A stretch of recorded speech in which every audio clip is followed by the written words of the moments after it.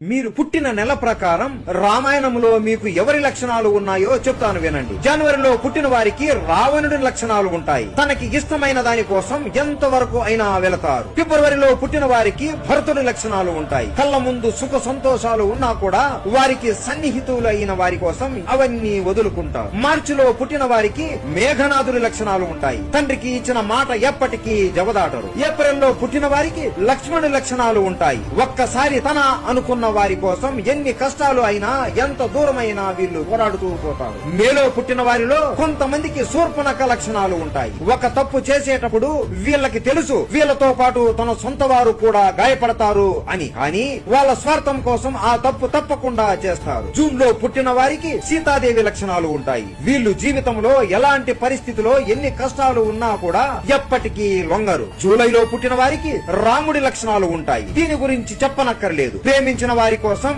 ఎక్కడికైనా ఎంత దూరమైనా ఎంత కష్టమైనా వెళ్లి ఆ ప్రేమను సాధిస్తారు. ఆగస్టులో పుట్టిన వారికి ఊర్మిళాదేవి లక్షణాలు ఉంటాయి. తన అనుకున్న వారి కోసం ఎన్ని సంవత్సరాలు అయినా ఎదురు చూస్తూ వాళ్ళ జీవితాన్ని అర్పిస్తారు. సెప్టెంబర్ లో పుట్టిన వారికి విభీషణుడు లక్షణాలు ఉంటాయి. తప్పు చేసేది సొంత వారు అయినా కూడా ధర్మము ఎటువైపు అయితే ఉంటుందో అటువైపునే వీళ్ళు నిలబడతారు. అక్టోబర్ లో పుట్టిన కొందరికి మాంథారా లక్షణాలు ఉంటాయి. వాళ్ళు బాగుండాలి అని పక్కన వాళ్ళు జీవితాలను నాశనం చేయడానికి చూస్తూ ఉంటారు. నవంబర్ లో పుట్టిన వారికి కుంభకర్ణుడి లక్షణాలు ఉంటాయి.